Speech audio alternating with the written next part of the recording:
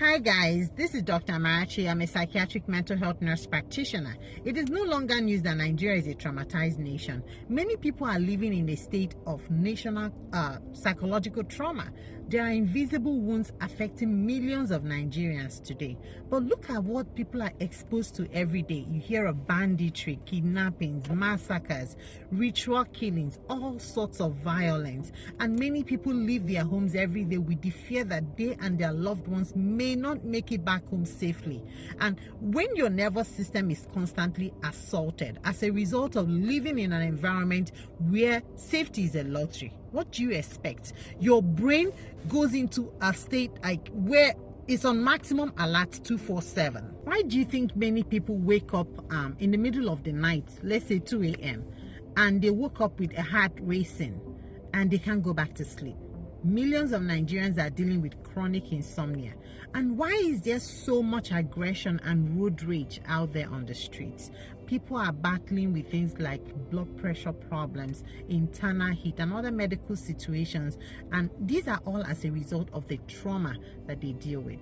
Even if you survived a traumatic event, let's say you survived a kidnapping or a highway attack, and you made it back home safely, do you think that your body or your brain resets that experience and it no longer remembers? No, your brain relieves that trauma. It relieves it. And that's why some people experience hypervigilance, because you get flashbacks. It relieves them. Like some people get nightmares, night terrors, panic attacks as a result of the traumatic experience that they underwent. It could even be years ago, like that they experienced it, but they still have flashbacks and they are hypervigilant. You will see your generator, your neighbor's generator will make a sound and you're like under so much alert because your body is constantly expecting some kind of danger.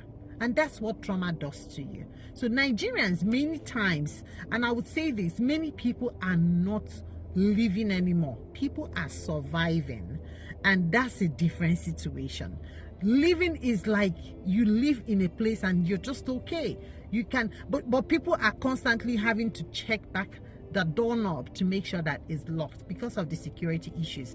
Believe it or not, the insecurity situation in Nigeria today is creating a massive wave of post-traumatic stress disorder, and this is collectively affecting the mental health of the Nigerian citizens. Before you tell me that you don't have PTSD, here are things that might tell you that yes, these are signs that you've experienced trauma and you have some kind of PTSD going on. If you're no longer if you're now emotionally numb, that means like even when they say so person was killed or so amount of people were killed you are just emotionally numb because you're used to these things. You're indifferent to news like this. Like you wake up every day saying, where is the next one going to happen? Because every day we hear something, right? People are now emotionally numb.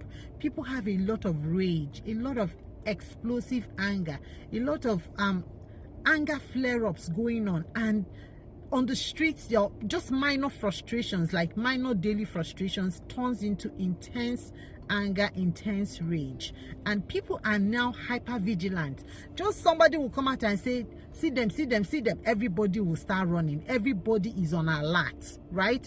Just they don't come, everybody is running. Because why? Everybody is hyper vigilant. These are signs of trauma.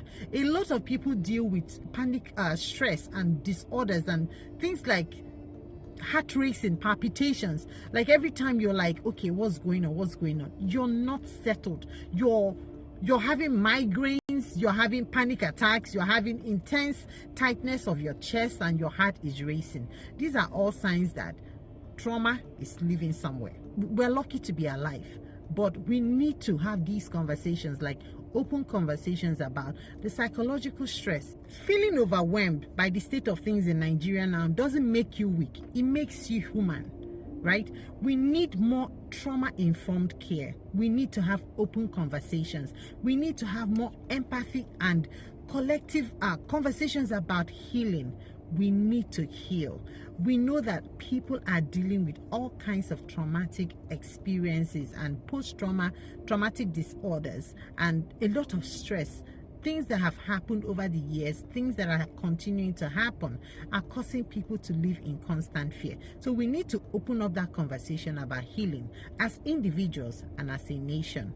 I know Nigerians will tell you that they are resilient people. Yes, we are uniquely strong. They have a way of smiling through any kind of hardship. They can adapt to any situation. They can adjust to anything. But what we refer to sometimes as resilience is actually people living with chronic post-traumatic stress disorder. And that is why we need to talk about these things. This is the time to talk about healing that can come from nothing else but just us pioneering that and encouraging each other and seeing how we can inform each other and educate people on what to do, especially those living in constant fear and living with post-traumatic stress disorder. Now follow me for more mental health tips. I'll catch you guys on my next one. Bye bye.